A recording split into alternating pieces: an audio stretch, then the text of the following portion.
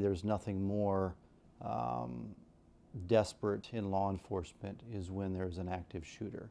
We know that every moment that goes by, every second that passes, that potentially additional lives will be maimed or killed. Lieutenant Rob Jones with the Douglas County Sheriff's Office was one of the first law enforcement officials at Von Maur the day of the shooting. He was the first to make it to the third floor where shooter Robert Hawkins opened fire.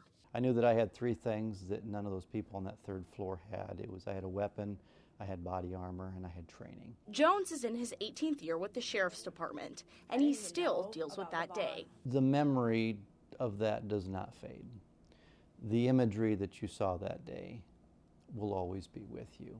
He says mass shootings like Von Maur and San Bernardino are unpredictable, and law enforcement has to try to adapt and learn every time an active shooter strikes. Unfortunately, we can't predict them, so we try to learn, and so to be the best that we can in law enforcement to protect the public. Devin Crinklaw with 88 Tactical says the way law enforcement responds to active shooters has changed.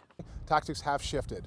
The premise that we think is the best chance of survival for innocents is for single officers to respond immediately, not to wait and form up contact teams.